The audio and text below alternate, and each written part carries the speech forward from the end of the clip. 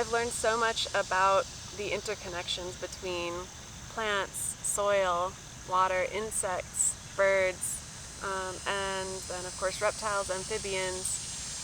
The connections are just continually revealing themselves to me, and that is reinforcing my decision to do what I did.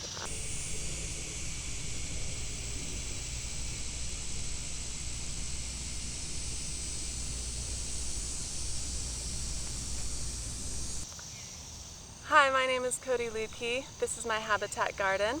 I've lived here for 3 years in Tucker. When I first moved in, it was a turf area. It was just lawn. Since then, fielded up the turf and installed my habitat garden, focusing on native and edible plants for both myself and the wildlife here.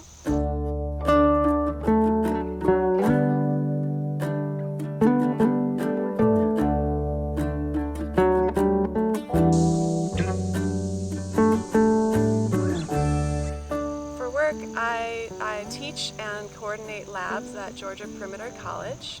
I went to UGA where I studied botany, specifically loblolly pines, at the Warnell School of Forestry and Natural Resources. So I had a little bit of background coming into this, but I've learned so much since I started.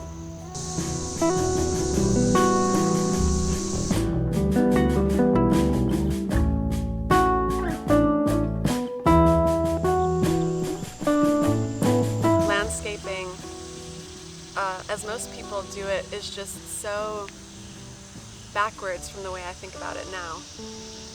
Getting exotic plants because they're pest-free, right, when really that means they are not of value to the ecosystem, right? They'll grow, they'll capture a little carbon, sure, they'll help with the water cycle with transpiration, but if no insects are eating the plants, then there's no food on the plants for birds that eat insects.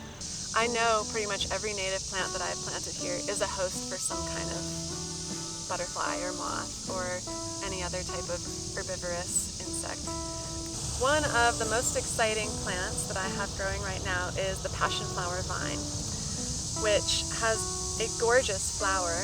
It was a volunteer in my yard. It was probably dropped here, again, by some kind of herbivore that ate the seeds and left them in my yard with their droppings. But the passion flower is a host plant for the Gulf fritillary, I believe, a beautiful red butterfly, and I've actually been able to see Gulf fritillaries flitting around the passion flower, probably laying eggs, and I've seen their larvae, the caterpillars, on the passion flower vine. So one of my favorite flowers I have planted in my yard is the butterfly weed. It's a milkweed species that is great for nectar for any butterfly that shows up, but also it's a host plant for the monarch butterfly. On my milkweed, I've also seen milkweed bugs feeding on the seeds as part of the whole milkweed ecosystem. Yeah, I rented a sod cutter, so you can roll up the sod into rolls and take it elsewhere. I got a native seed mix from American Meadows, and it was specifically tailored for the southeast. The wildflowers do most of the work themselves. They reseed and they spread. I'm kind of halfway between how a homeowner might manage a space and how a wildlands manager might manage a space. I can't burn my prairie like they do, but I do mow once a year to take care of trees, so this stays a meadow.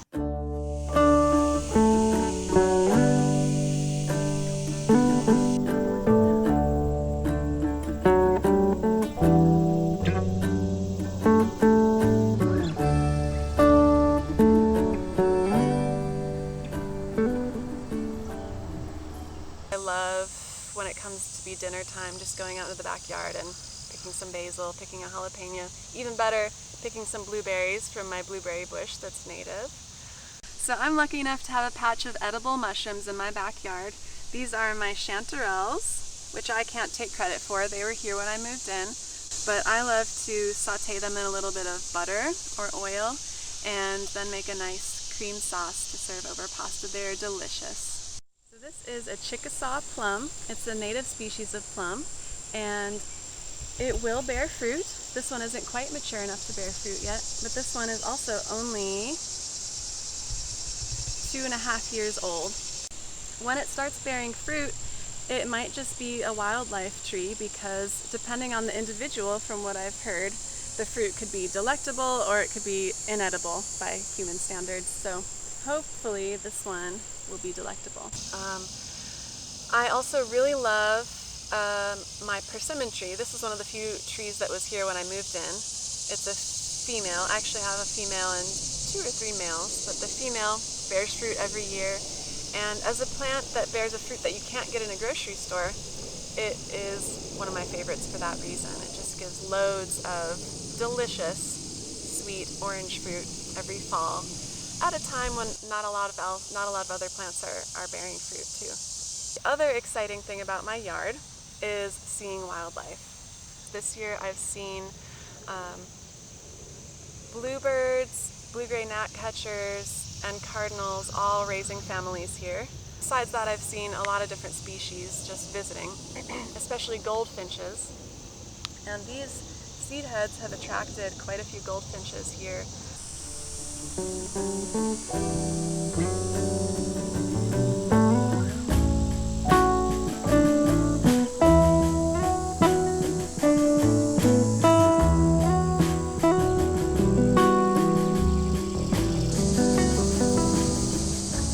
Well, I like turtles.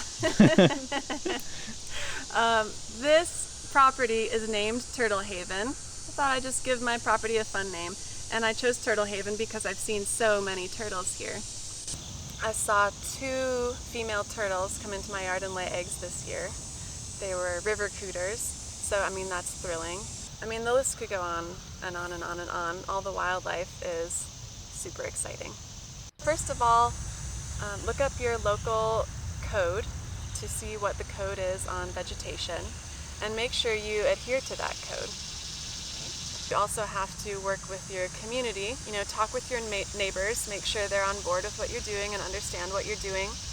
Maybe get some signage for your front yard. These signs kind of communicate what I can't by telling any passerby just kind of what's going on in this space, that it's purposeful, it's not just an overgrown lawn that has been neglected. These plants are here for a reason and they serve a purpose.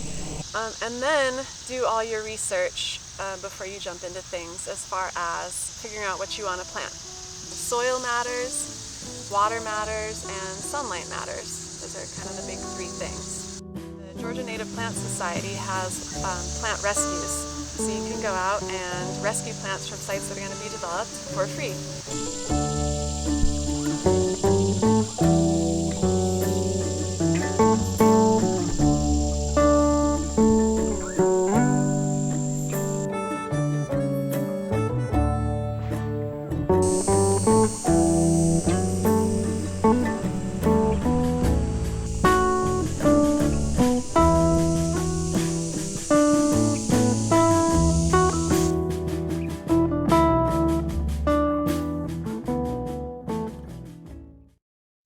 These are my Acopian bird saving blinds, and the idea behind these is to prevent bird collisions with windows. I constructed and installed these myself. It's pretty easy. You just have to order a large quantity of paracord, like military rope or twine, and cut it to correct lengths. Do a couple of very easy knots to make these nice little strands that are 4 inches apart, and then just mount them with these simple little clamps and screws on your window frame.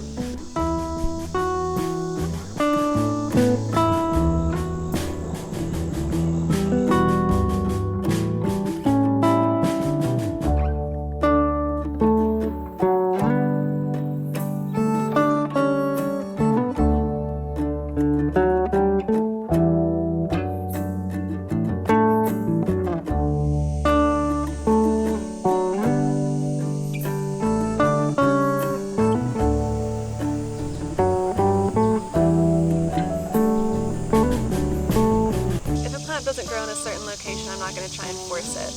If a volunteer shows up in a certain location, great, good for it. I'm going to let it grow there. I don't have, a clump of one plant here, a clump of one plant there. I try and kind of let the plants grow where they want to.